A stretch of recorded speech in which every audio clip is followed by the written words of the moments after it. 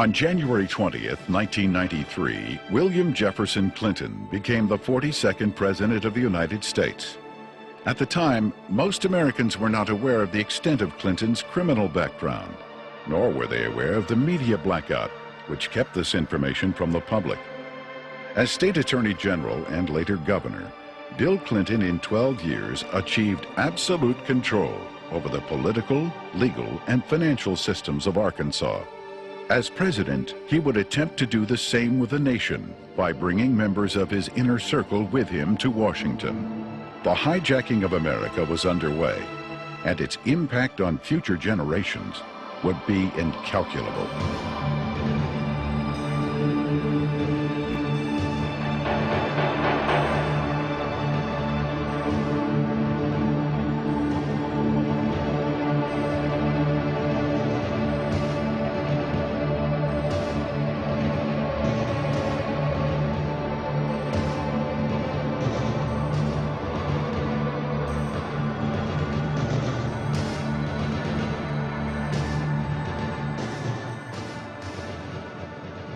Bill Clinton was born in Hope and, of course, raised in Hot Springs. They had open bawdy houses over there at the time, and they had open gambling at the time. But Clinton grew up in that atmosphere, that different atmosphere of Hot Springs. If it felt good, you did it. He was selected to go to the national from Arkansas Boys Day, to be a delegate to the National Boys Day. And while he was there, he was able to meet John Kennedy. And I'm sure that sparked an ambition in this young man. And he apparently has always had an exceptional, keen mind, a keen intellect. And he early, evidently, had tremendous ambition. He was gifted in so many ways. The truth is, he's one of the most charming men that I've ever met in my life. He has more energy than any 10 people I've ever known. He was able to network himself into running for Attorney General virtually unopposed. And then he was able to take that position and catapult himself into the governor's office 2 years later and started building his foundation. When you think about Bill Clinton's aversion to the truth, you wonder if this is because of the lackadaisical moral background that he's had in this area. He lied about Rhodes, being a Rhodes Scholar. He never completed that and still said he was a Rhodes Scholar. He went to Moscow and did business with them against the United States government, and he wasn't challenged by the press about that. In Arkansas, while he was governor, he said he balanced the budget 11 times. He never did it once. Also, he said he didn't raise taxes, and he raised taxes 126 times. He can accommodate any situation that comes up because he's not hemmed in with the truth. I've never felt that Clinton, consciously or unconsciously, was hemmed in with morality. I first met Bill Clinton in the mid to late 70s. He was an up-and-coming politician. There were a group of us, Jim Guy Tucker, Bill Clinton, Sheffield Nelson, and myself. And we kind of ran around and palled around with each other. It was from that point that I did a lot of projects for Bill from a marketing perspective. In 1988, I went to Bill. I said, I need a job to kind of relax, mellow out. Bill Clinton and Betsy Wright, they suggested that I go to work for a place called the Arkansas Development Finance Authority. And they said my talents could really be used there. It was the best kept secret in Arkansas. After about 2 weeks, I went to Wooten Epps, and I said, Wooten, I think I've got enough background on this that we can start marketing it. Now, what is the criteria for loans? He said, whoever Bill wants to get a loan. To go back, though, to that moment in time, I'd been there about a month, and I realized that I was in the epicenter of what I'd always heard about all my life, What most people have heard about is the machine. I was literally working, sitting in the middle of Bill Clinton's political machine. It was where he made payoffs, where he repaid favors to people for campaign support. I was in an interesting seat, and I knew it. We had a board meeting. In that particular board meeting, I was sitting at the end of the table. James Branyon, who was chairman of the board at that time, was sitting at the head of the table. James Branyon stood up in a public restaurant, and he hollered at the Beverly Enterprises guy, Bobby Stevens, and said, "Did you get the $50,000 campaign contribution from the client that you're introducing the loan for?" He said, "Not yet." He said, "Well, then hold up the loan till we get it." I stood up, went up to James, and I said, "James, don't yell stuff like that. You don't need to be yelling it in a restaurant. That sounds real bad." He was just burly and arrogant. He said, "Who cares?"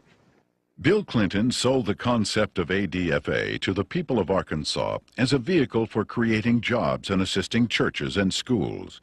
In reality, millions of taxpayer-guaranteed dollars were being channeled to Clinton's election campaigns, to his inner circle of friends, and to his wife Hillary's law firm. This may explain why ADFA had been drafted in such a manner as to keep its decision-making procedures secret. If you needed $1 million, you had to get your application handled by the Rose Law Firm, pay them $50,000. There were 5 other companies in the state of Arkansas that were actually more qualified in bond structuring and applications, but Rose Law Firm got them all. I started checking around, and I kept asking, well, one thing's bothered me to the comptroller, Bill Wilson, how do people make payments on these loans? He looked at me and said, they don't. He thought I knew. Well, that blew my mind. And this is about 2 months in, and it was getting tough then. So I started gathering the documents. After everybody left, I would stick around as if I were working on the annual report. That would give me access to all the documents, and I made copies of them all. For about 2 months, I watched accounts accumulate money. At the end of the month, they zero balanced. They're laundering drug money. There were $100 million a month in cocaine coming in and out of Mena, Arkansas. They had a problem. They were doing so much money in cocaine, $100 million. You create a problem in a little state like Arkansas. How do you clean $100 million a month? ADFA until 1989 never banked in Arkansas. What they would do is they would ship the money down to Florida, a bank in Florida, which later would be connected to BCCI. They would ship money to a bank in Atlanta, Georgia, which, by the way, was later connected to BCCI. They'd ship to Citicorp in New York, which would send the money overseas. And there was an interesting one, a bank in Chicago. That bank, by the way, is partially owned by Dan Rostenkowski. Dan Lassiter would get the bonds. He would become the broker for the bonds. He would transfer money back to ADFA. He never sold a bond. The money then would leave ADFA, go into one of the various banks for the specific bond loan, and they would zero it out. When they zeroed it out, they were giving it back to Lassiter, less their handling fees. During the Lassiter investigation, we had numerous witnesses for the federal grand jury, had extensive testimony. People that was connected with Lassiter and drug use and everything else. His cocaine use become used as a tool for sexual favors and also for business deals that influence people. And that's when Mr. Lassiter became quite flamboyant with his cocaine use, and then ultimately led to his arrest and conviction. Dan Lassiter, who is the best friend of Bill Clinton, who went to jail with Roger Clinton for cocaine. And by the way, let me explain something. He didn't sell cocaine. No, they were giving it away. Huge piles of cocaine in his office. Ashtray upon ashtray full at the parties, and they would give it to young girls. That's sick. I mean, they were giving a highly addictive drug to young girls. One particular one comes to mind is a 14-year-old cheerleader out of North Little Rock. She was a virgin, and ultimately he ended up sending her to a physician of his. The physician put her on birth control pills. He used cocaine in order to ultimately she lost her virginity, and she got addicted to cocaine. And the last I heard of her, when we had her subpoenaed back to the federal grand jury, she was a hooker in Lake Tahoe. Dan Laster contracted to launder the money. Now, in addition to his contract to launder the money and the system that he and Bill Clinton had set up to do it, probably what he did is he took advantage of some of the cocaine. That's why he could give it away. Shoot, you have $100 million a month in cocaine. They wouldn't care if you took a bucket full a day. After Laster was indicted, I started to receive quite a bit of harassment from my own department, the Arkansas State Police. And I knew the reason behind it because the affiliation with the state police and the governor's office with Dan Laster and his business associates. Mr. Lassiter's cocaine involvement at times was very heavy, then at times he was very cool, calm, mediocre. He was very careful, as all of them have been for quite some time. Once he was convicted, he went to a minimum security prison, a holiday hotel we call them. He spent, I think it was 6 to 8 months, and he got out. Unbeknownst to anybody, Bill Clinton, the day after he got out, granted him a full and complete pardon. So if you think he's tough on crime, think about a man that pardons a man that gives cocaine to kids. Fear of violence is robbing our children of their future. We must take away that fear and give them hope. We must give Alicia and all our children back their childhood. Working together, we can. Do something now. Call 1-800-WE-PREVENT. Your president, the President of the United States, not only was a part of a system that was laundering millions of cocaine dollars,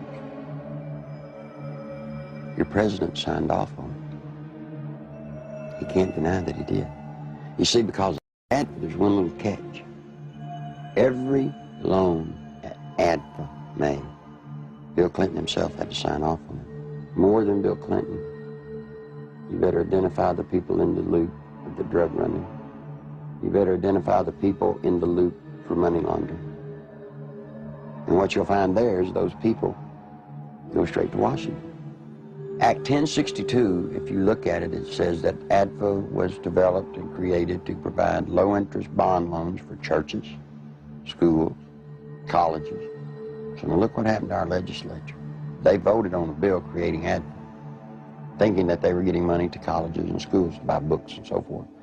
What better way to run thousands of, tens of millions of dollars, launder it, clean it up, and use the cover of a state agency to do it. The first loan made at ADFA was made to Parkometer, a company called Parkometer. Seth Ward was the owner. As I started looking, I found out that the Secretary Treasurer was Webb Hubbell.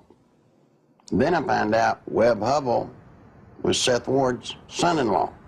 Guess who drafted the legislation creating Act 1062, which created the Arkansas Development Finance Authority? Webb Hubbell. Guess who introduced the legislation to our legislators and got it passed through our House? Webb Hubbell. Guess who got the first loan? Webb Hubbell. Imagine this. Guess who did the audit and the evaluation of the application? Rose Law Firm. You guessed it. Who signed it? Webb Hubbell, Hillary Clinton. You see, that's against the law in Arkansas. You can't investigate yourself when the good faith and credit of the state of Arkansas is involved in a bond issue. He broke the law. Good Lord willing, creek don't rise. Mr. Hubbell will be serving some time in the pen for that one. Ironically, Webb Hubbell, a senior partner at the Rose law firm, was chairman of the Conflicts of Interest Committee at Rose. In 1988, he successfully advanced the Ethics in Government Act, which required Arkansas legislators to report governmental conflicts of interest. Incredibly, this law specifically exempted Governor Bill Clinton, his appointees, and his relatives. Clinton's appointment of Hubbell to the U.S. Justice Department exemplified the administration's total disregard for legal ethics. Hubbell's hasty resignation in March 1994 for overbilling of Rose clients was merely a ploy to remove Hubbell from the limelight before extensive criminal charges could be brought against him. Let me tell you about Parkometer. The first loan was $2.85 million. Never was a penny of that paid back. As the newspaper people started inquiring about the Parkometer loans, what they found was that Parkometer was actually building retrofit nose cone compartments that were being shipped to MENA. We find out that the nose cones were actually being used to smuggle dope back into the country. And what is scary, what's so scary, it's the same cast of characters. Webb Hubbell, the Rose Law Firm, are guilty, I say to you, of conspiring to defraud the state of Arkansas, the federal government, and conspired to solicit the sales and the laundering of money for illegal drugs. This is your president. This is his circle of power. These are the people, when he got elected president, he did not pass go. He took them straight to Washington with him. And by all things holy, I think he was planning to set up and do the same thing in Washington. In 1982, cocaine trafficker Barry Seal set up one of the largest drug smuggling operations in the United States in Mena, Arkansas, under the approving eye of Governor Bill Clinton. Barry Seal had a bunch of planes and supposedly had pilots. Barry Seal was a drug smuggler. Now, he tried to set it up in his home state of Louisiana, but they wouldn't let him.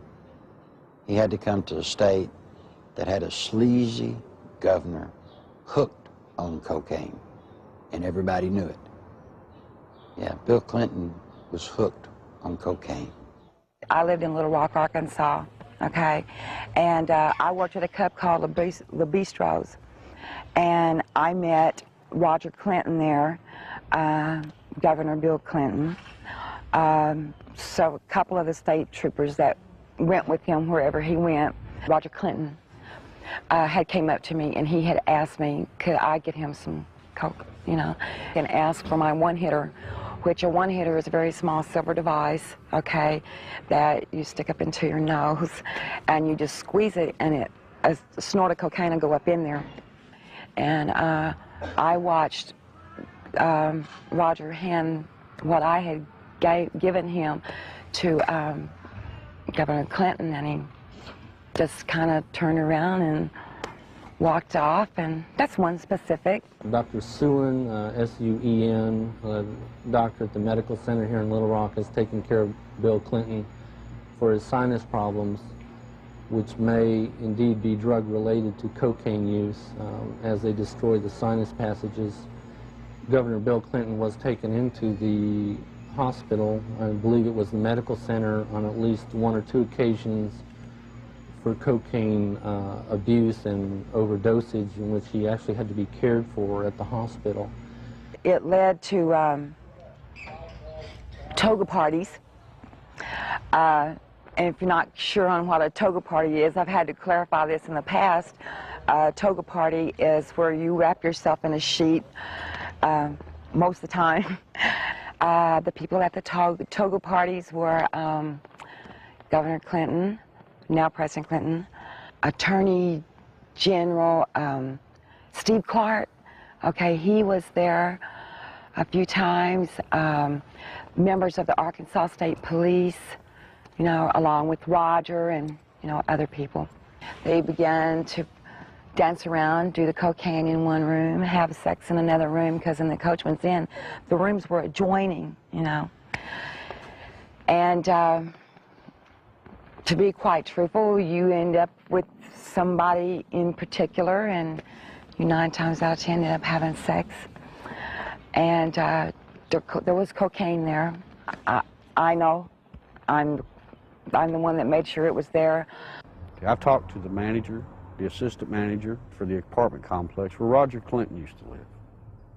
They've all said Bill Clinton did drugs. They saw him.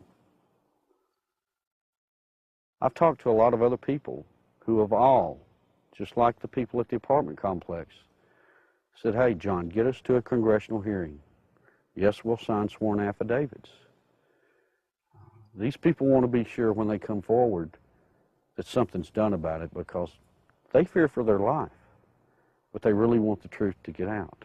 I was there, coming there with Roger one night, and back in the back part of the mansion there's kind of like a living quarters type thing, and we would all get together out there and do cocaine, you know, and no, Miss Clinton wasn't there at the time. In 1983, I was made aware that Sheriff Hadaway and one of his auxiliary deputies, Terry Capehart, were investigating a smuggling operation going on at the Vienna airport. They had an inside source of information. Mr. Seal, it was our understanding, was the one who had brought the operation into the Vienna airport, and that had initiated the beginning of the money laundering and the illegal activity. He said 1983 was his most profitable cocaine smuggling period ever.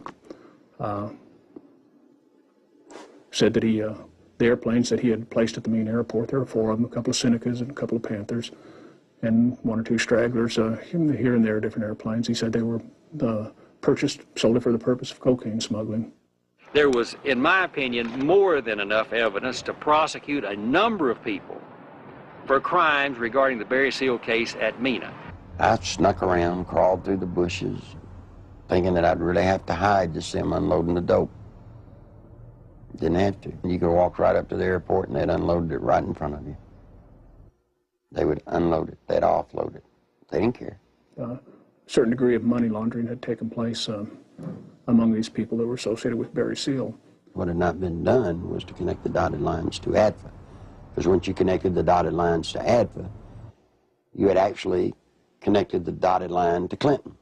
In addition to the operations at Mena, small clearings in other parts of the state were used as drop points for money and cocaine. They had special cargo doors installed in the side without FAA permission, so that these doors could be opened in flight. They'd pull in, slide back, and the cocaine could be dropped out of the side in flight. When you have a public which is aware of an ongoing criminal enterprise, when you have an international cocaine smuggler who is high profile, and a lot of people know that they are operating in a small area. A lot of people knew about the money laundering. It was common gossip on the street because it was so blatant. And they see investigations ongoing for several years, and they keep watching for indictments. They know grand juries are convening. They know that witnesses are supposed to be providing evidence to a grand jury, yet year after year after year, no indictments are returned. People lose confidence in the system. Clinton had integrated a number of corrupt cops, judges, and politicians into high-level positions to ensure the continued success of the drug smuggling, money laundering operations. All was going well until a fateful night in the fall of 1987. On August 22nd, 1987, Kevin had spent the night with his friend Don Henry. They left Don's home around 12:30 or 1:15 on the 23rd of August in early morning hours, and the next thing we knew, they had been run over by a train. There seems to be a small airstrip in the area. There have been sightings and reports of small airplanes flying very low with lights off in the area. I believe they saw something they shouldn't have seen. 3 weeks later, their deaths were ruled accidental by the state medical examiner, Fahmy Malek, and we disagreed with that ruling because we thought the evidence pointed to homicide. At that point, we had a lot of questions and no answers, and the facts didn't add up to what he was telling us, so we decided to get a second opinion and met with resistance from all fronts, both with our local law enforcement, with the state crime lab, with everybody that we turned to. We obtained court orders requesting samples of everything that the crime lab had for a second opinion, and Fahmy Malek resisted court orders. He refused to obey them.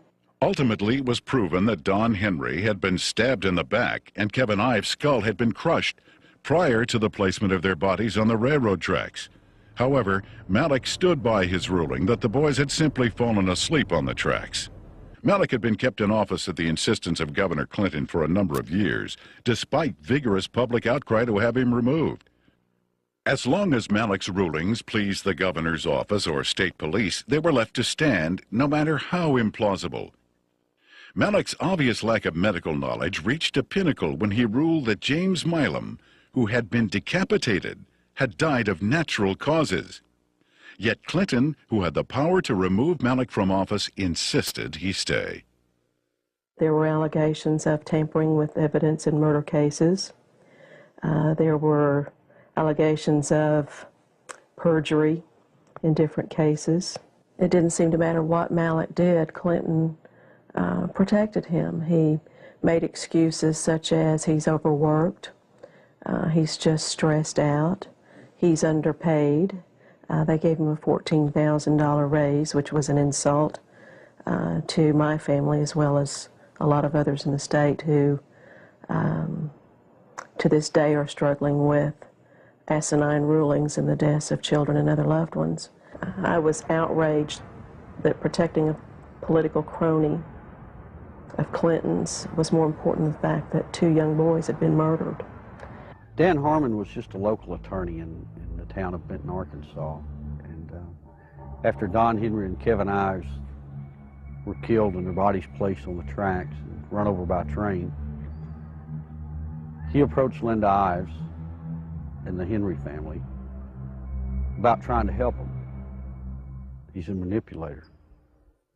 Gives a great closing argument in court. He's been trained for years to play the game. He knows how to do it. He's very good at it. Mr. Harmon can win your confidence, make you think he's the greatest guy in the world. He did that to Linda Ives. He helped lead them down a path that absolutely led to nowhere on this case. I got involved in the case, and immediately Harmon tried to discredit me without even knowing me. Couldn't figure it out. I run across a young lady named Charlene Wilson who told a horror story that I didn't really believe at the time. So I started searching for evidence to substantiate just part of what she had said. Harmon went ballistic. Called, he threatened me, threatened Sheriff Pridgeon, threatened Captain Gene Donham, the chief deputy. All because I talked to this one woman. The people at the track that night, to my knowledge, were Dan Harmon, Keith McCaskill, Larry Rochelle. I do know that the boys were watching the drop site, okay? And they got curious as to what was being dropped there. The fact is, we know who killed these kids. The whole reason this case, it's been slowed down, stopped, wherever we're at. They can't do anything with it as long as Clinton's in office, because it tracks right back to Bill Clinton being involved in the cover-up. He took care of everybody that ever covered anything up in this case. Everybody got promoted. A number of people approached the police with information about Don and Kevin's murders and consequently were murdered themselves. Shortly before Keith McCaskill was murdered, he knew that he was fixing to be murdered. He told his family goodbye, he told his friends goodbye. The night of elections in 1988, he took 2 pennies out of his pocket and threw them on the bar there at the Wagon Wheel and said, "If Jim Steed loses this election, my life isn't worth 2 cents." And he was murdered that night. Jeff Rhodes was a young man from Benton who was murdered in 1989. Shortly before his death, he made a phone call to his dad in Texas and told him he needed to get out of Benton, Arkansas, that he felt he knew too much about the boys on the railroad tracks and the death of Keith McCaskill. A couple of weeks later, Jeff was found dead. He'd been shot in the head. They'd attempted to cut off his head and hands and feet, set him on fire in a dump. A total of 6 people with information about the boys' murders were eventually murdered as well. Well, Jean Duffy was the head of the 7th Judicial District Drug Task Force. She was leading a team of narcotics investigators into a drug trail in Saline County that led her right straight to Dan Harmon.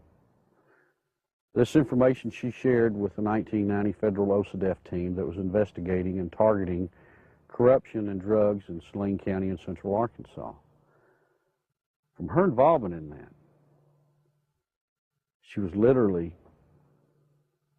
threatened, forced to leave the state of Arkansas and go into hiding. I had no idea just how dangerous certain elected officials thought me to be until a brutal media campaign was launched against me. For months, there were daily allegations of everything from misspending funds to ordering illegal arrests. Every attempt was made to keep me from running the drug task force. We were even shut down completely for several weeks during a bogus state police investigation. In spite of crippling disruptions, the task force was making significant discoveries about drug trafficking in central Arkansas, some of which led to the very people who were conducting the massive media crusade against me. We discovered that drug trafficking in Arkansas was linked to government officials in frightening proportions. A great number of people came to me with testimony about astonishing criminal activity of very high-level public officials. Many were willing to testify before the federal grand jury. Robert Govar and Chuck Banks were the U.S. attorneys for the District of Arkansas at that time.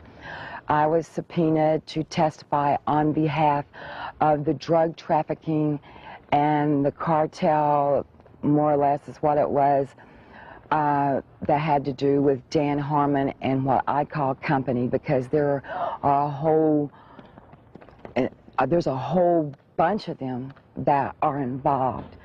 I was asked quite in depth about the drug trafficking that went on with Dan Harmon, Mr. Clinton, Roger Clinton. Although there was an abundance of evidence and word kept reaching me from members of the grand jury that they were ready to indict, no indictments came.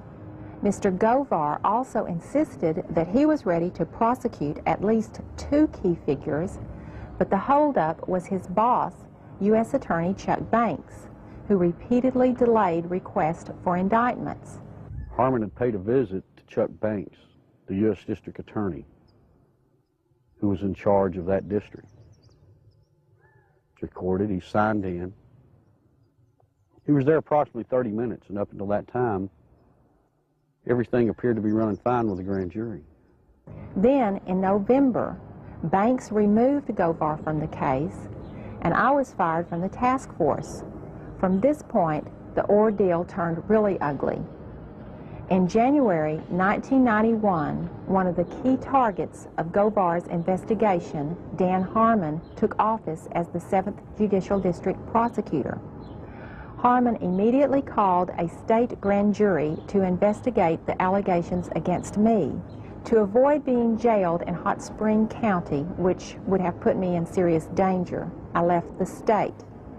In the meantime, Banks, who had taken over the federal investigation, attempted to give the appearance of carrying the investigation forward while systematically destroying it.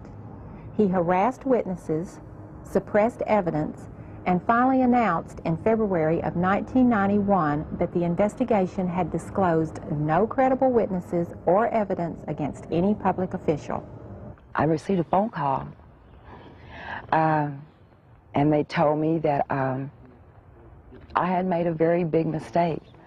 And I was assured by the U.S. Attorney's Office that my name, that my testimony, that my statements, that the people that were on that witness list would never, ever be revealed.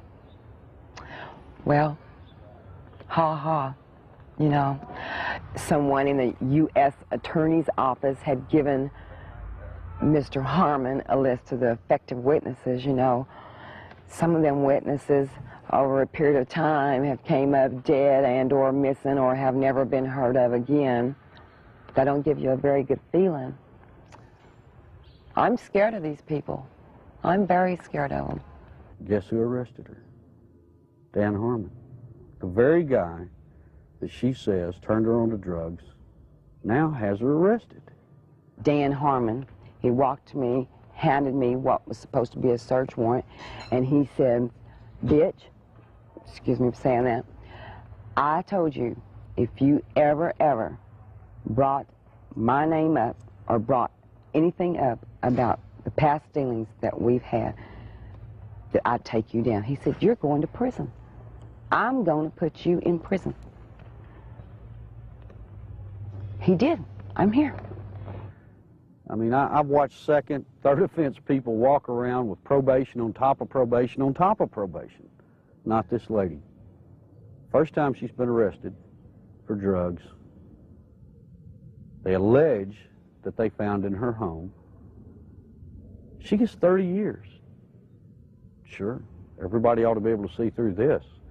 This is a man that told Linda Ives for years, "We're going to get to the bottom of your son's death." Yet when I start making progress, it looks like the people I talk to starts getting time in the penitentiary. Linda says it's business as usual in Saline County. Justice as usual. In the English language that can describe how usual in Arkansas. There aren't any words that makes you feel as a parent or as a are capable of doing. You know, I think we were just kind of naive, common, ordinary people. Got up and went to work every day and came home and went to bed and assumed that everybody else did the same thing and tried to do what was right. And I think Kevin's death has been the rudest awakening that anybody could ever have to see what really goes on. I can provide information that has tentacles to Governor Clinton's administration. It is apparent to me that a congressional investigation is the last hope, not only for the people of Arkansas, implications of illegal activity, who has left in his wake and now vulnerable to the powers of oppression, but for the people of our nation who are now vulnerable to the powers of a president who has left in his wake implications of illegal activities and serious improprieties. Meanwhile, Welch and Duncan's investigation into the operation at Mina was about to derail. We'd been so busy investigating, just concentrating, focusing, that it took a while to register that nothing was going to happen. We could not understand what was happening. Neither Mr. Welch nor I were ever subpoenaed to testify before the grand jury and present massive amounts of evidence of wrongdoing by associates of Barry Seal. No indictments were ever returned against any of the individuals, and I can tell you there was extensive evidence. There definitely was some suppression of evidence and definitely a cover-up of an investigation, and somebody should be held accountable as to why that happened. Not one major cocaine bust was ever made in Arkansas out of Mina, Arkansas. Now imagine that, 10 years nearly in its running. Never one truckload ever got caught. During the 1992 Attorney General's race in Arkansas, a member of Clinton's staff had approached Winston Bryant and had asked him to stay away from the Mena affair or the Mena matter. I've done quite a bit of investigation into the Mena. After Winston quite frankly, it is a federal problem. took office, Bill told me that he was no longer allowed to discuss the Mena Airport investigation from the Attorney General's office.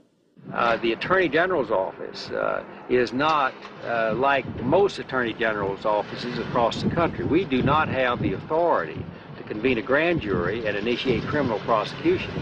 A lot of people have said that the Mena operation stopped in 1986 when Barry Seal was gunned down. It's not true. Covert operations are still going on in Mena, Arkansas today.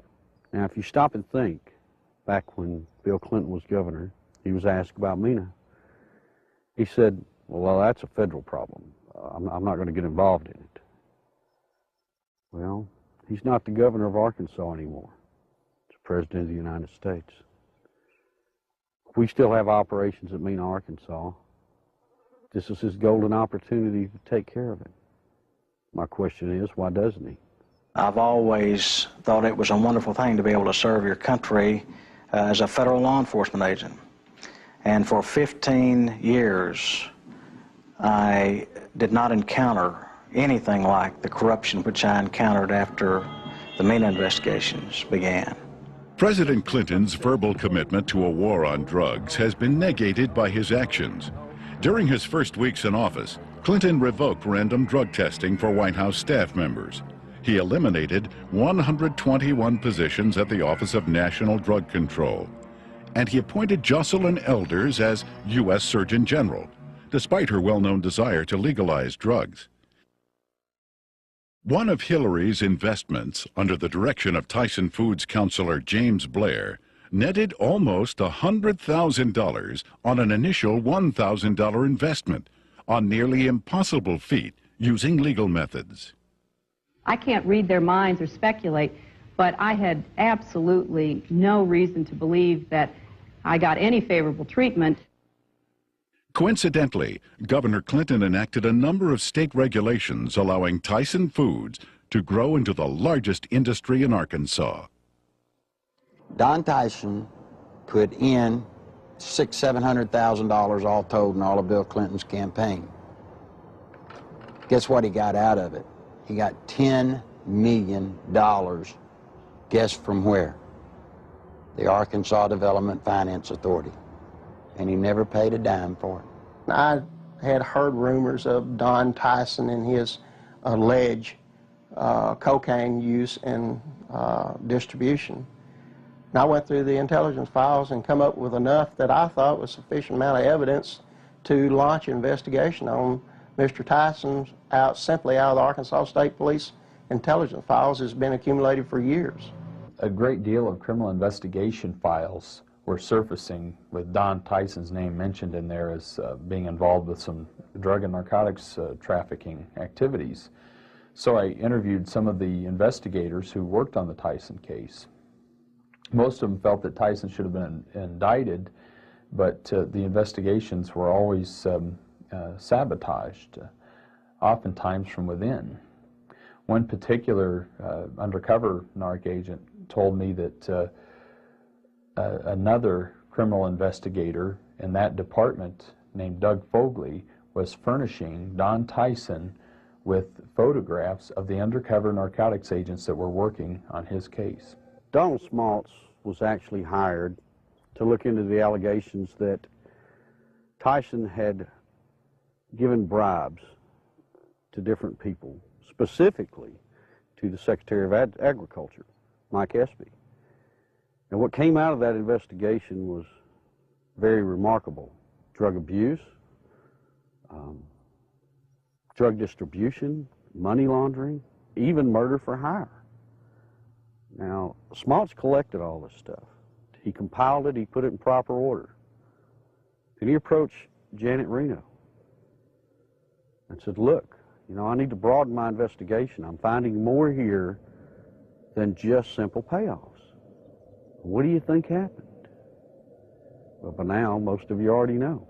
He was turned down. Just exactly what we expected to happen happened. I mean, Tyson already hired lobbyists, attorneys, who all approached Congress trying to get everybody to stop Smaltz. Why is it in this country today that if you got a little money, you walk away? Why is it you can create the pressure to stop investigations? And I promise you, Janet Reno has stopped this one. You look at these and you wonder, how could this happen? You know, how does someone elude prosecution with reams of investigative reports? How does it get stopped? Some say it's Bill Clinton. Don Tyson was in the middle of the cocaine just like Bill Clinton, just like Dan Lester, just like Roger Clinton, and all the others. So you see, all of this incest, and all of this drug running, all of the trafficking of drugs, sending them all over the nation, came out of Little Mena, Arkansas, right under the nose of little Governor Billy Clinton. I went to Bill, and I said, Bill, you've got 2 weeks to tell the truth, or I'm going to tell it. You're breaking the law, and I can't be a part of it. You made a mistake. I'm not one of your buds, or at least I'm not that big a buddy. When Larry Nichols made his disclosures, made them public, the Clinton spin doctors treated him unmercifully.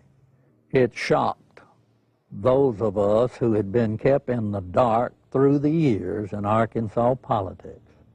The Arkansas news media had done little, if anything, to uncover anything derogatory about Bill Clinton. And for these disclosures to come out of the blue was so shocking that the spin doctors attacked the messenger rather than tried to answer the charges that Nichols had made. And they did such an efficient job that it caused me and others to look with less than favor on Larry Nichols as an individual, because all we knew about him was what they were telling and the press was printing. One of the neatest things about Bill Clinton is how he handles the media. You see, Bill Clinton's an attorney, and when a witness comes out against his client, what's the first thing an attorney does? He tries to discredit that witness. They accuse me of everything under the sun, day in, day out. Every week, there was some new scandal in the paper that I was involved in. 6, 8 weeks later, they print a retraction. Wasn't me. But to this day, people in Arkansas think that I'm some evil person. As a result of that, the boy had to pay a high penalty. In his credibility, he had to pay a high penalty in his acceptability. And then when the new evidence came out that supported everything that Larry Nichols had said, he finds himself, I think, probably in the position of knowing that he had been exonerated, but he has not been exonerated in the minds of the people generally, in my view. And he finds himself probably in the position of wondering where he goes now to get his good name back. A lot of people wonder how Bill Clinton could control a state the size of Arkansas with the absolute authority that he did. It's not hard. You see, after 12 years, after kissing the people that have the money, Bill Clinton controlled the legal system. He controlled the judges. He controlled the attorneys. He controlled the banks. It's just a small state, a one-party state. What tends to happen in small states like that, I think, is the longer the person remains governor, that I think the greater the abuses are. And I think the abuses were very, very widespread under Bill Clinton. One thing that's very difficult for people to understand, Bill Clinton doesn't care about money. He cares about power. All he needed ADFA to do was to channel money to the big players financially. I got tickled when the reporters during the campaign came here. They were looking, trying to find out where Bill Clinton profited. He didn't. He profited by putting money into his friends' pockets. The way they were doing these bond issues and just the whole political atmosphere, quite frankly, was a scandal. But that's the way things had historically been done in Arkansas. But imagine this. Imagine the power this man has in Washington, D.C. Imagine what he can do to this nation if he gets that circle of power going there, as he did here. Nothing I can do, nothing you can do can stop it. Because he'll have the absolute power, and believe me, he will use it to have you investigated, to have you arrested, to have your company audited.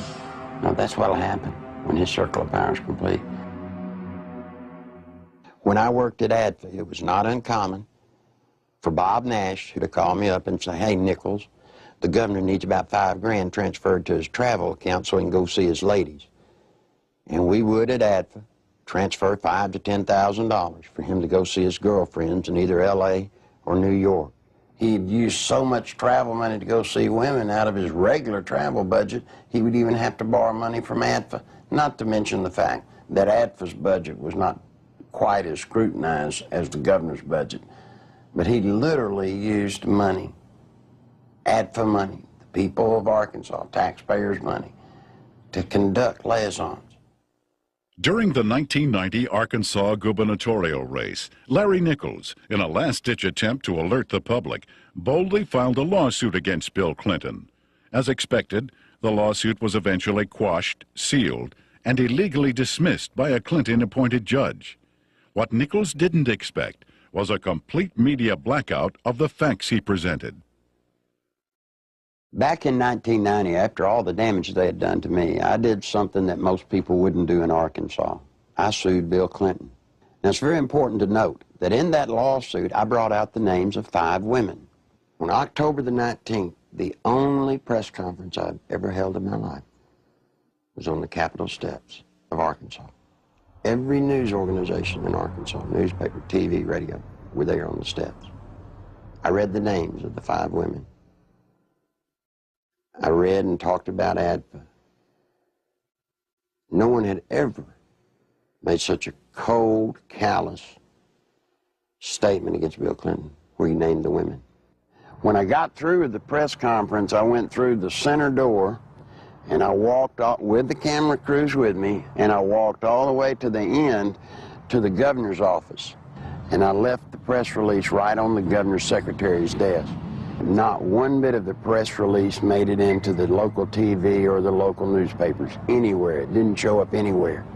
The reason I tell you that is because in those days he had the circle of power complete in Arkansas.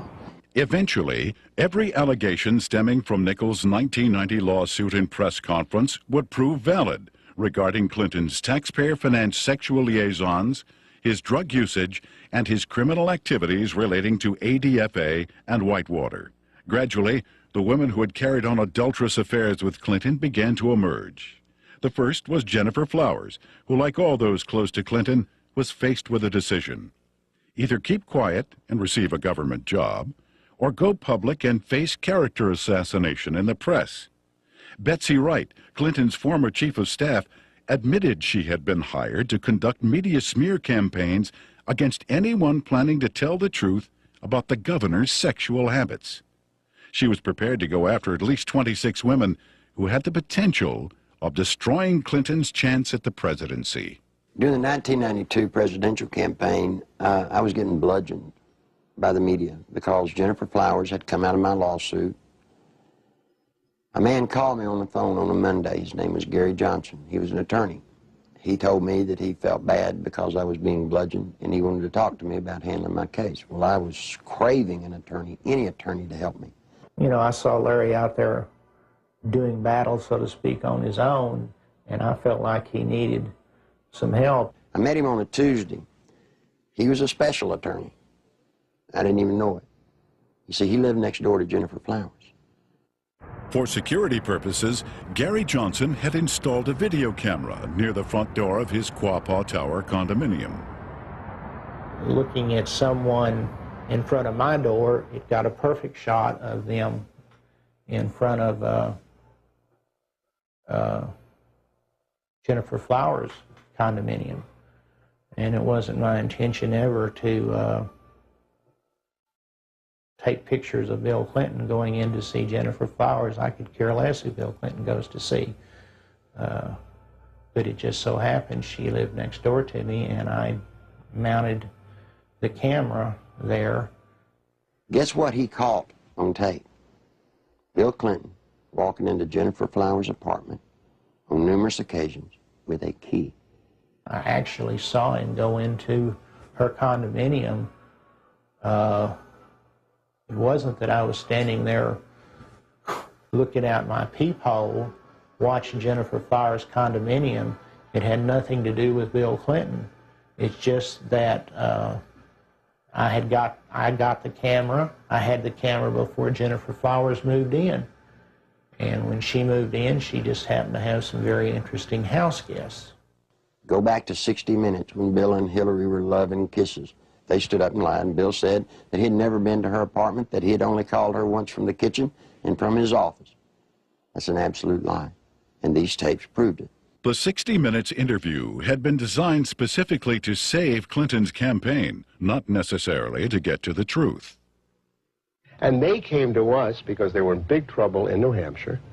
They were about to lose right there, and they needed some first aid. They needed some bandaging.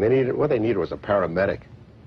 So they came to us, and we did it, and that's what they wanted to do. When I told Tim Russert that I was persona non grata at the White House, he said, "Why?" I said, "The Jennifer Flowers interview." He said, "You got him the nomination." I said, "I know that."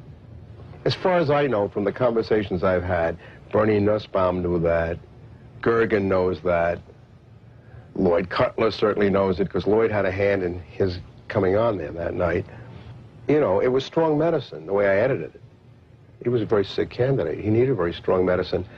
And I'm not in the business of doctoring candidates, but he got up out of a sickbed that night and walked to the nomination. And as I said to Mandy, you know, if I'd edited it your way, you know where you'd be today? You'd still be up in New Hampshire looking for the nomination. He became the candidate that night. When the Jennifer Flowers story broke, that story was 100 times more creditable than the story that literally knocked Gary Hart out of the campaign. I had been Jennifer Flowers' neighbor. I knew that Bill Clinton wasn't telling the truth about that. Bill Clinton, I think, would do just about anything to save his political hide. He got threatening phone calls. He asked me, he said, "Will they hurt me?" I said, "Well, they hadn't hurt me." I don't know why I didn't worry more about that. Basically what they said was, you mind your own business.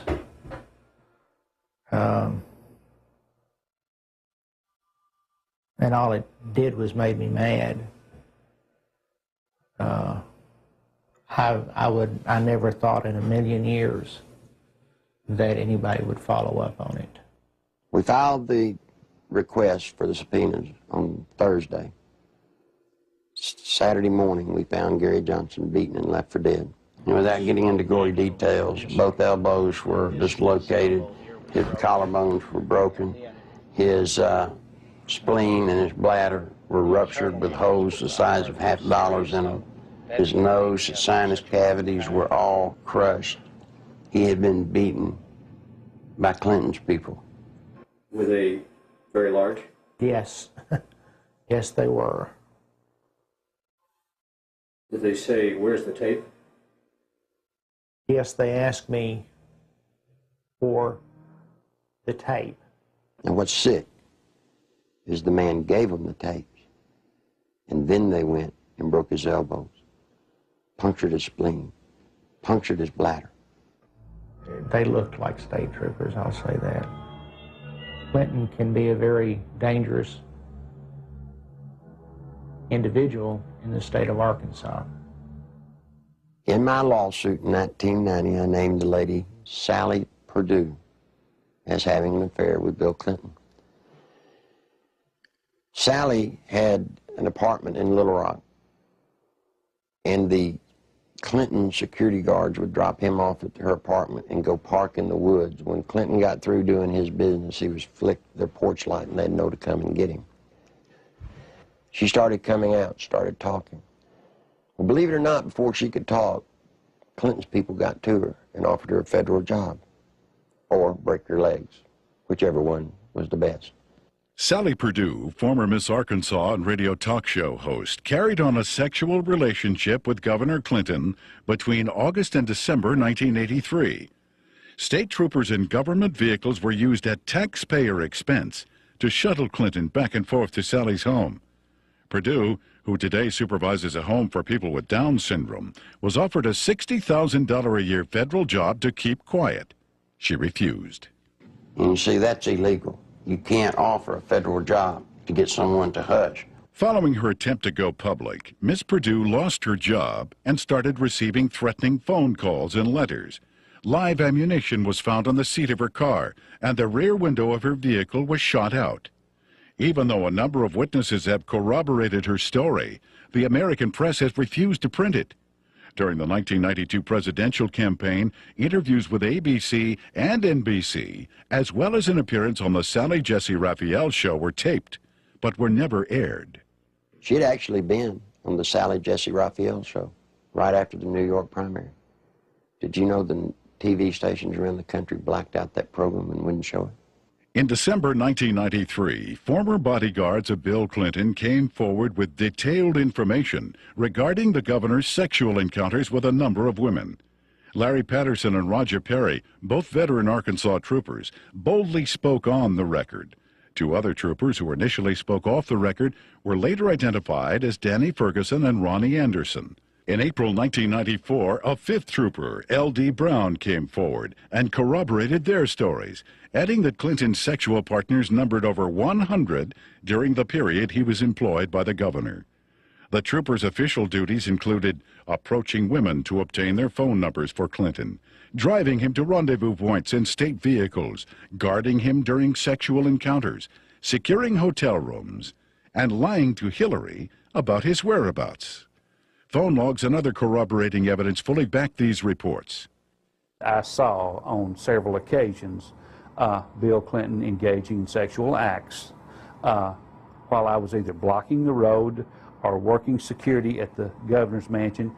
I saw them with my own eyes take place, so it's not a rumor, it is firsthand. The entire conversation inside a vehicle in a 2-hour drive from one point to another would be totally about sex and women or jokes.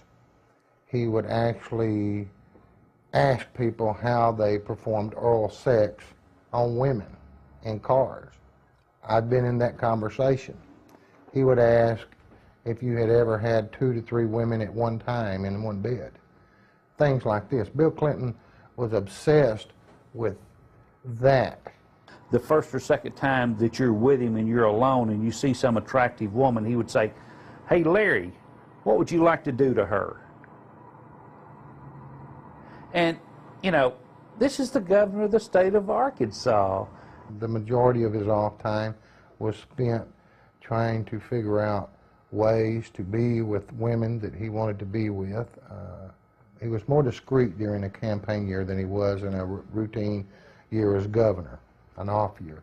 We were required to work overtime so we could sit outside someplace and block the road, or sit in some driveway, or sit at some, you know, apartment complex while he went in to take care of his female friends.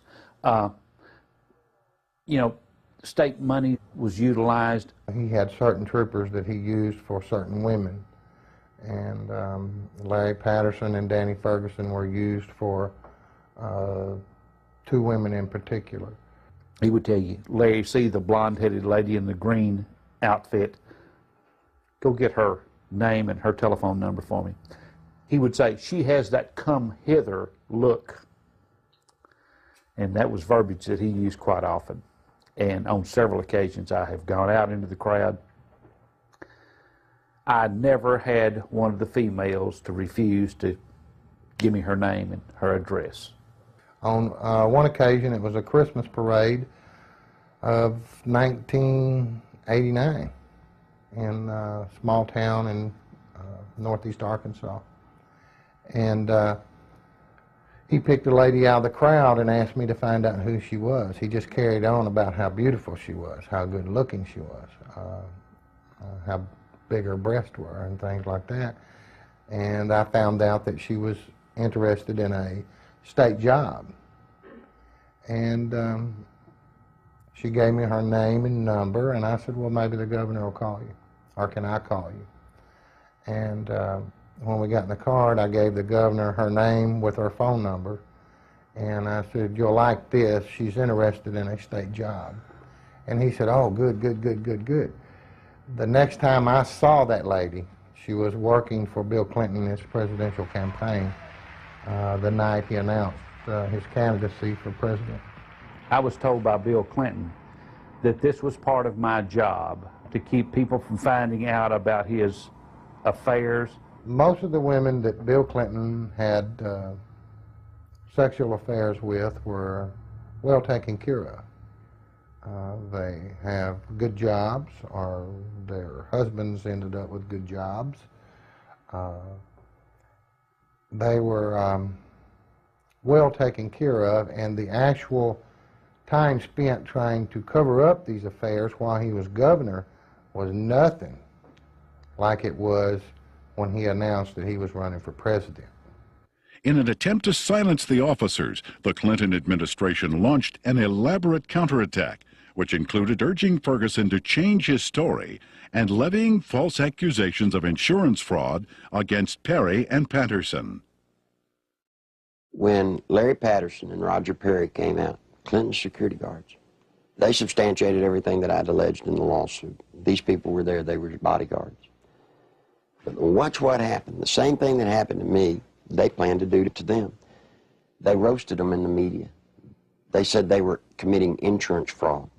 The evidence of that these state policemen have brought forward relative to Clinton's womanizing is being questioned by the spin doctors as not being credible. Yet it is more credible than the evidence on 90% of the people who are confined now on death row across America. Is this fair? Did y'all see the papers saying that the troopers were telling the truth and were found innocent? Heir to the stories they were telling have a basis, since they're not the scumbags that the spin doctors for Clinton tried to make them out to be? These two have had the courage to come forward, and the evidence that they have presented has not only been creditable, but it's been overwhelming. And the truth is, I'm convinced that it's just the tip of the iceberg. On May 8, 1991, Paula Jones, a state employee with the Arkansas Industrial Development Commission, was working the registration desk for the governor's Quality Management Conference at the Excelsior Hotel. Governor Bill Clinton was to be the main speaker. I was approached by one of Bill Clinton's bodyguards named Danny Ferguson, and I was given a number. And I asked him what it was. I held out my hand, and he said, it's a number to a hotel room that the governor would like to meet with me. Well, I was surprised, and I kind of talked it over with my coworker, and we didn't have any reason to believe that we couldn't trust him, so I agreed to go on up to the room and meet with Mr. Bill Clinton.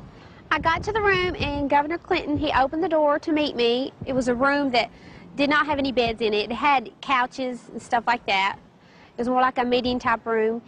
And he had asked me about my job and how I liked it and who my boss was, and I told him. And he mentioned that he liked the way that my curves were on my body, and he liked the way that my hair went down my back, the middle of my back. And then he tried to lean over, and he started to put his hand up my leg, which it happened so fast, and he tried to kiss me on the neck. It happened so fast, but he tried to bend over and kiss me on the neck as he was putting his hand up my leg. And I backed off. I said, I don't want to do this. And I said, I think I need to be going. And then he got up before I even knew it and dropped his pants. And Bill Clinton asked me to perform oral sex on him, which I declined. And I jumped up and I told him I needed to go immediately. That's when he went to say, if you have any trouble whatsoever, you have Dave Harrington, your boss, contact me immediately. And I said, well, I'm leaving. And I started to proceed down the hall to the door, and he followed behind me. He said if we could try to keep this between ourselves. And I went down the elevator, went back to my registration desk, and I told Pam the whole story. I can't understand how somebody can take advantage of somebody like that. And then they have the audacity to drop his pants. I mean, you know. I'm not going to dignify this by commenting on it. Paula gave the exclusive to the Washington Post, and Mike Isikoff, we were going to be as open as we could with the Washington Post. And Mike told Paula that as far as he was concerned, that he believed Paula, and that he thought the story should be told. And Mike said they were ready to put the story out, and they were going to go to the editors and present the story to him. We heard that Mike got suspended from the Washington Post, and there was a big fallout between the editors of the Washington Post and Mike. Paula Jones filed a lawsuit against President Clinton, claiming sexual harassment. The same day, a massive media smear campaign against Paula Jones was launched. Think about a man that has no more regard for women than Bill Clinton does. They're just sex things. I don't understand the feminist movement being behind Bill Clinton. He hangs women on his wall like trophies. A number of women who have had sexual relationships with Bill Clinton have allegedly been given major career boosts in exchange for silence. Beth Colson received a judicial appointment to the Arkansas Court of Appeals from Clinton. Regina Blakely landed a job with CBS National in Washington covering the White House. Likewise, Deborah Mathis secured a lucrative job with the White House Press Corps. Susan Whitaker was made the liaison between the Arkansas State Capitol and the White House. Elizabeth Ward obtained a position with the Clintons' close friends, Hollywood producers Harry Thomason and Linda Bloodworth Thomason. And Joe Jenkins was given a high-level position with AP&L. One of the most harrowing stories of Clinton's attempt to keep his promiscuity hidden involves Jerry Parks, a private investigator and former chief of security for Clinton's campaign headquarters. My father was Luther Gerald Parks, a.k.a. Jerry Parks. He was the head of Clinton's security for Clinton's inaugural campaign whenever he was running for president. My father was brutally murdered at Chenal Parkway and Arkansas Highway 10 in one of the most elite parts of Little Rock, Arkansas. Someone pulled alongside of him and started shooting at him. They cornered him, stopped him on Highway 10 as he was turning left onto Highway 10 off Chenal Parkway. They stepped out of the car after blocking his path. He was shot 5 times, once in the leg, once in the arm, 3 times in the chest. My father had a file on Bill Clinton's infidelity and his affairs that ran from approximately 82, 83 to somewhere between till about 90 to 91. The file consisted of pictures, time, dates, places of where Bill Clinton was at, where Roger Clinton was at, the type of drug use that Bill Clinton and Roger Clinton were involved in. I was the only person that would ever go with him when he would do his private investigative work. And I remember 4 to 5 times that I was with him, and that's what he was keying on. I saw Clinton with a lot of different women, a lot of different types, sizes, shapes, colors, one of them being Jennifer Flowers. You know, I was just like, wow. It was more neat than anything else that, you know, somebody that is this famous, this bigwig, can get away with this. This just blew my mind. Shortly before Jerry's death, the phone lines at his home were cut, the security system was disconnected, and the Clinton files were stolen. I believe my father was assassinated because he was the one link that could actually close everything and completely shut Clinton down. I feel that Bill Clinton had my father killed to save his political career. When I did contact Little Rock Special Investigative Services, they told me that they'd been pulled off the case 3 weeks prior to that. That just blows my mind on how when I hear they're making progress, all of a sudden they're pulled off the case. Something's not right there. Bill Clinton has been the way he is ever since I've known him. He hasn't changed. He will not change. People inside the White House today tell me that he's running sexcapades in and out of the White House like have never been there before. It's a disgrace to America. If we had known his background, the people of Arkansas would have never elected him governor of this state. And I charge the media of this state for not doing their duty and exposing these things that have since become matters of fact. He's a womanizing, dope-smoking, liar, and a draft dodger. I don't remember those being in the Constitution as exactly the model qualities we want in a president. I think the media has been part of the covering up of the actual true story of and character of Bill Clinton. I believed with all my heart that the American people had the right to know what they had been sold. Bill Clinton is not the person that they voted for. Voters who depend on the media for unbiased information regarding political candidates have been betrayed. Much of the information concerning ADFA, Whitewater, and Clinton's sexual promiscuity was known by the media as early as 1990, yet was kept hidden. The media's heavy pro-Clinton bias prior to the 1992 election was best summed up by Newsweek when they candidly stated, "Truth is, the press is willing to cut Clinton some slack because they like him and what he has to say." In May 1994, Newsweek added, "The national press has been restrained in its accounts of Bill Clinton's private life, and with good reason. Most of those who have made charges against him have been despicable people, jealous and stunted sorts." What an indictment about the media. You knew the truth about Bill Clinton. You just didn't like George Bush. I know Bill Clinton, probably as well as anybody. We used to train him on how to look straight into a camera and lie through his teeth. And you see, part of Bill's pathological lying is the fact that we've taught him how to believe the lie that he's telling. And once he believes the lie, then he can sell it to you as the truth. The world is at risk when the commander-in-chief of the United States of America is a man that will look at another government who will make trade deals and lie through his teeth. Clinton could get us involved in a hopeless quagmire easily in Europe, in Africa, in North Korea, in any number of places, because not only of his ineptness and his lack of understanding, but his contempt for military things.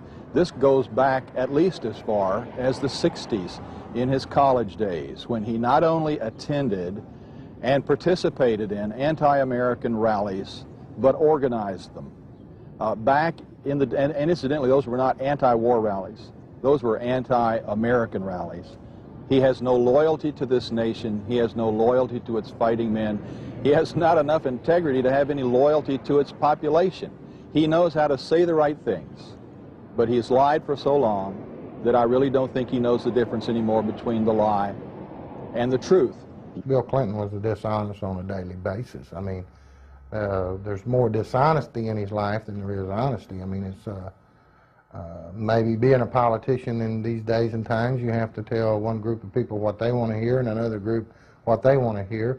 And if the truth conflicts, then so be it. The media has not been able to ascertain today that there's a human being sitting in the presidential chair of the United States of America that lies with everything he says.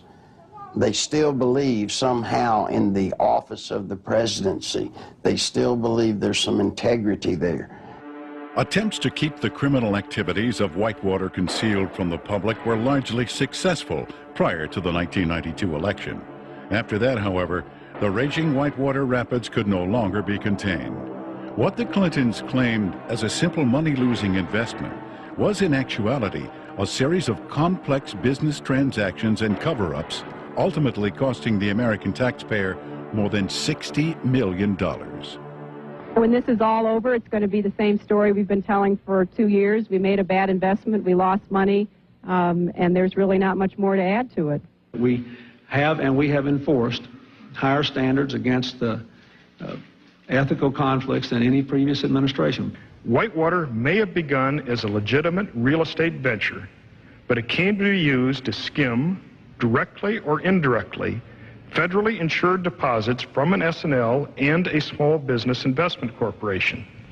When each failed, the United States taxpayer became obligated to pick up the tab. 2, the family of the former governor of Arkansas received value from Whitewater well in excess of resources invested.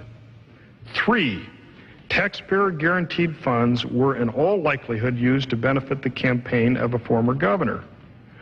4, the independence of the United States government's regulatory system has been flagrantly violated in an effort to protect a single American citizen. People should not be able to raise questions and erode people's moral authority in this country. It quickly became obvious that Whitewater would engulf the Clinton administration if ignored. A twofold counterattack was put into action. The first was to win sympathy from the conservative populace, who were among his chief critics. Clinton embarked on a series of appearances heartily promoting himself as a born-again Christian who supports and practices traditional biblical family values. While the uninformed may have been fooled, those who realized what was happening were outraged at the blatant hypocrisy. This is a place where I have come to seek divine guidance and support and reassurance. You know, after Bill Clinton was in office for 2 days, he signed 5 executive orders, shedding more innocent blood, the blood of innocent babies. Then he went on to try and get homosexuals in the military. He put Jocelyn Elders in, trying to distribute condoms to our kids. Christine Gebbe, his AIDS czarina, promoting all kinds of vileness. This is an affront to heaven. The second phase of the counterattack was to appoint Robert Fisk as special prosecutor to head up the investigation into Whitewater. That same week, the Rose law firm began shredding documents. The lady came to me scared to death, wanted to come out and tell the truth. I said, "What's the matter?" She said, "They're shredding documents at the Rose law firm." Well, I tried to tell the media. The media said there was no way that could be going on. Well, in came a journalist from a Washington newspaper. He goes over, investigates what I told him. And you know what? The very week he investigated, guess what they were doing? Shredding documents right there at the Rose law firm.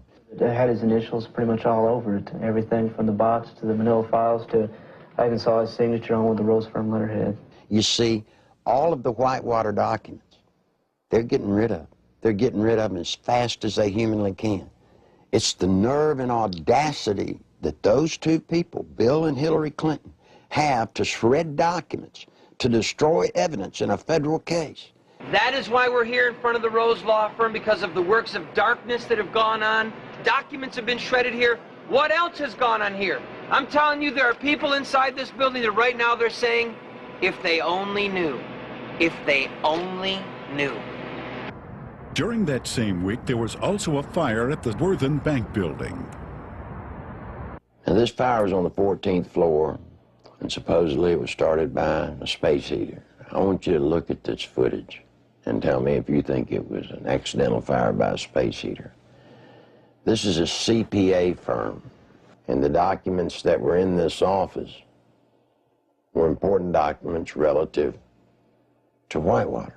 If you go back to Arkansas and you look at the Secretary of State's office, anybody that's ever run for office in recorded history, you can find out who their major campaign contributors are since day one, except for one person. Bill Clinton's records at the Secretary of State's office disappeared. You see, they did it then. They'll do it now. All the information pertinent to Whitewater, any notes left by Vince Foster, any personal documents that would lead anywhere to any type of criminal activity, they're just going to be destroyed. Fisk's initial assignment was to quell rumors regarding the alleged suicide of Vince Foster. Foster was a senior partner with Hillary Clinton and Webb Hubbell at the Rose Law Firm prior to his appointment as White House Deputy Counsel. In fact, he was handling the Clintons' personal legal matters while he was in the position of assistant to the president, in violation of a conflict of interest at that time. From the outset, the investigation into the death of Vince Foster has been marred by controversy.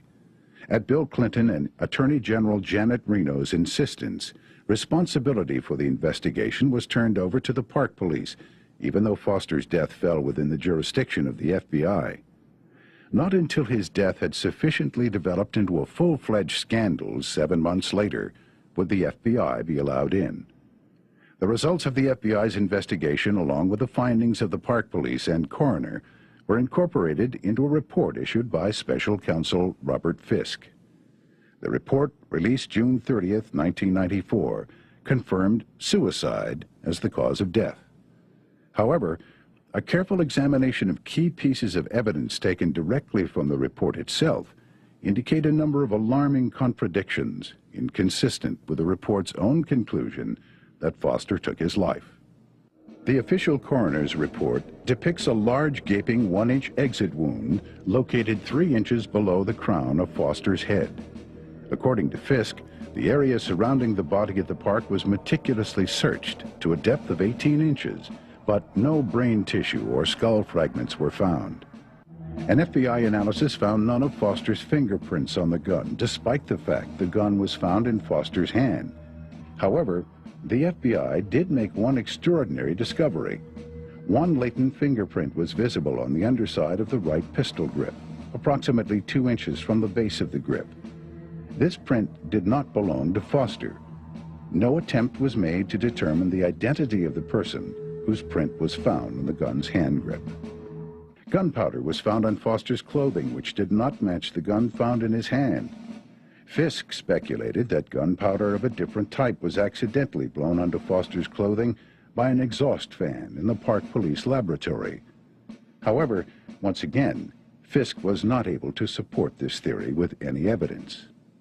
One of the most crucial pieces of crime scene evidence, the fatal bullet, has yet to be found. A thorough FBI search of the area, which even uncovered artifacts dating back to the Civil War, yielded over 70 pieces of metal, including 12 modern-day bullets. Yet, none of them matched the gun found in Foster's hand. Against standard police procedure, not one resident living nearby was ever contacted during the investigation to find out if a gunshot was heard. Even though Fisk insists that Foster killed himself, leading forensic experts from around the country now agree it is highly unlikely he pulled the trigger himself. Within minutes of the verification of Foster's identity, the Park Police issued orders to seal Foster's office at the White House. David Watkins, Clinton's administrative assistant, assured the police he would take care of it. He lied. Immediately, high-ranking members of Bill and Hillary's staff began ransacking Foster's office, removing important and possibly incriminating documents. The people entering the office included Bernard Nussbaum, counsel to the president, Patsy Thomason, White House Administration Director, and former assistant to cocaine distributor Dan Lassiter, and Margaret Williams, Hillary Clinton's chief of staff. Patsy Thomason was the top aide for Dan Lassiter when he was running his company and doing all the dope. You can only say that she was there taking care of Dan Lassiter's interest in the White House. As mentioned earlier, the Arkansas Development Finance Authority had been laundering its drug money through the Bank of Credit and Commerce International. BCCI collapsed in the early 1990s. Millions of depositors and taxpayers lost billions of dollars, making it the worst banking scandal in history. Heading up BCCI was former Defense Secretary Clark Clifford. The overwhelming criminal charges against Clifford were eventually dismissed by President Clinton. The attorney for Clifford and BCCI was none other than Robert Fisk. Fisk knew that a thorough investigation of Whitewater would eventually lead to ADFA and his former client, BCCI. Fisk also knew he would never be able to complete his investigation since it is illegal to prosecute a former client. Fisk was not selected by the Justice Department to investigate Whitewater at all, but to simply subpoena documents and testimony, making sure they never see the light of day. The investigation of Whitewater is being handled by an independent special counsel whose appointment I supported. Our cooperation with that counsel has been total. Now think just for a moment. If there are papers that prove you did nothing wrong, then why would you destroy them so that they don't come out? Why would you hide behind subpoenas in the cloak of secrecy? No, see, Bill and Hillary Clinton have something to hide. And only through a congressional hearing does this nation have a snowball's chance of that truth coming to the light of day. That's the reason it's so imperative that the Congress of the United States rise to the occasion and meet their responsibilities to hold public hearings relative to this matter during this period of time, or justice will never be done. There are lots of people that come to me that want to tell the truth. They come to me, but they're afraid. They're afraid of losing their jobs. They're afraid of family members or themselves being hurt. Don't be afraid anymore. Bill Clinton doesn't own the world. He doesn't scare me. He shouldn't scare you. I wish all of y'all would do what I've done. Stand up. Stand up for the country. I want my daughter to know that if you stand up and tell the truth, you're okay.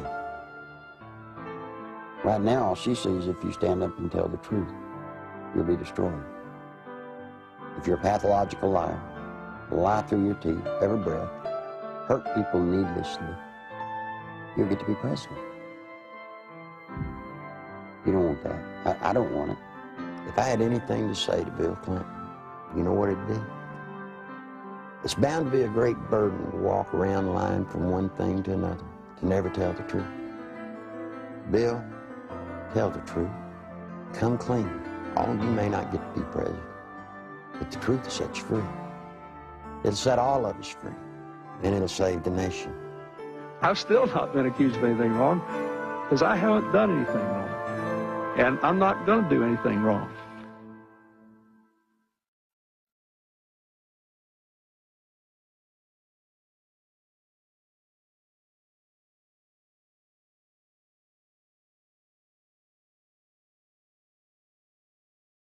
Although the documented information contained in the Clinton Chronicles continues to be reported in England and other countries, here in America, the media blackout continues.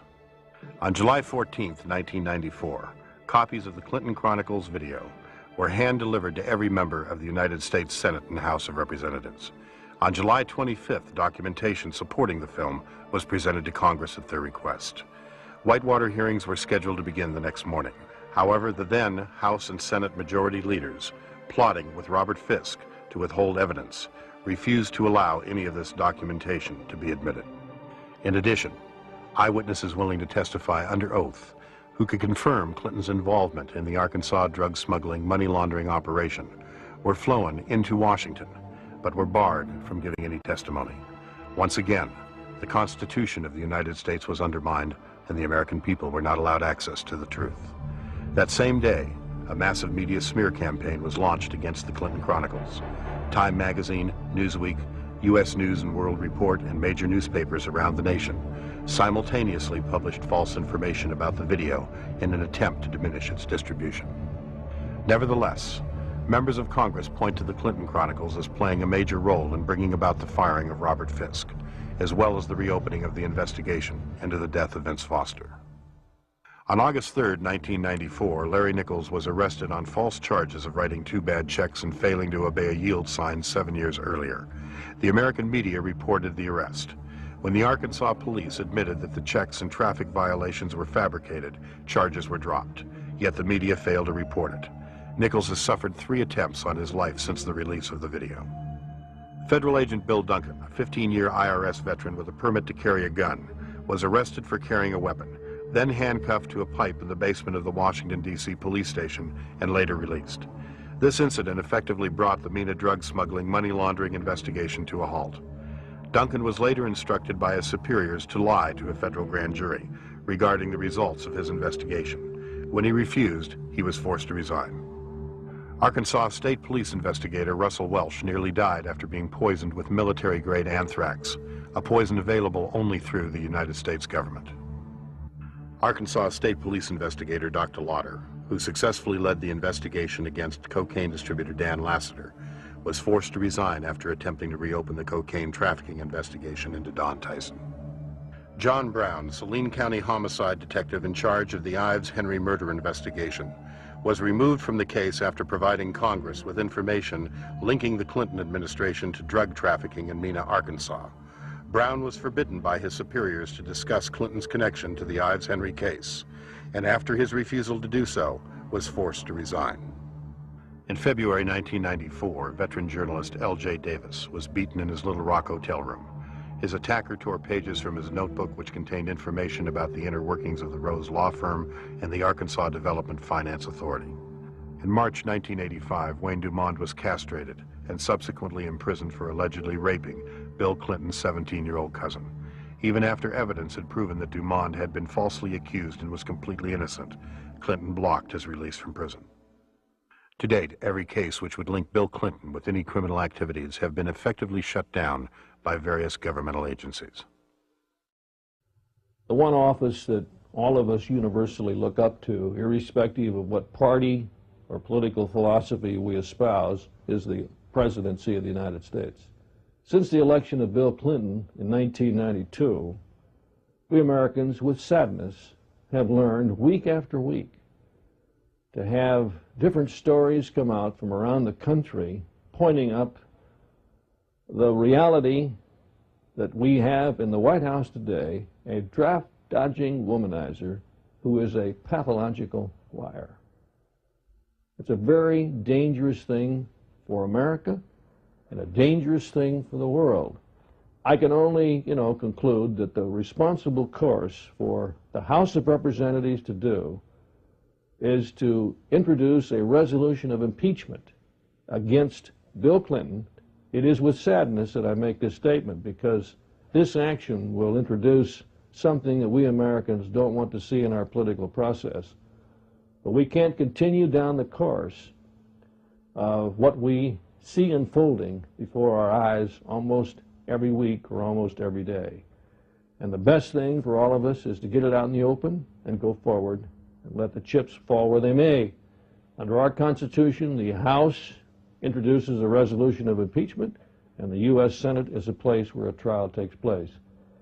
And I think for the good of the country, for the good of the peace and tranquility of the Western world, this is the course that Congress should take.